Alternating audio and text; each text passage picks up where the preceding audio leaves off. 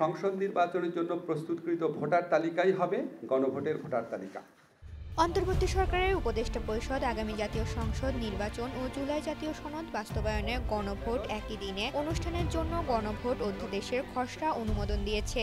আজ মঙ্গলবার রাজধানীর তেজগাঁয়ে প্রধান উপদেষ্টার কার্যালয়ে অনুষ্ঠিত বৈঠকে এ সিদ্ধান্ত হয়। বৈঠকের পর রাজধানীর ফরেন সার্ভিস একাডেমিতে আয়োজিত সংবাদ সম্মেলনে আইন উপদেষ্টা অধ্যাপক আসিফ নজরুল এই গুরুত্বপূর্ণ তথ্য তুলে ধরেন। গণভোটের ব্যাপারে কিছু গুরুত্বপূর্ণ বিধান এখানে আমাদের গণভোট অধ্যাদেশে রয়েছে।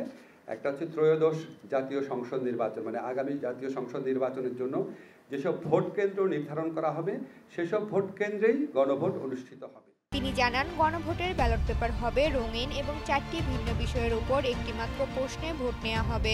দেশের সাধারণ নির্বাচনের মতো গণভোটেও থাকছে আধুনিক ভোটার অধিকারের সুযোগ। প্রবাসী সহ মোট 4 শ্রেণীর নাগরিক এবার পোস্টাল ব্যালটের মাধ্যমে তাদের ভোটার অধিকার প্রয়োগ করতে পারবেন। এটি বিদেশে অবস্থানরত বাংলাদেশিদের জন্য এক বিশেষ সুবিধা নিয়ে এসেছে। গণভোটের ব্যালট জাতীয় সংসদ নির্বাচনের ব্যালট থেকে পৃথক হবে।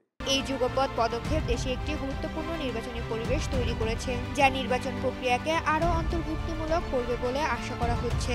ঋতুপর্ণা, জনকণ্ঠ।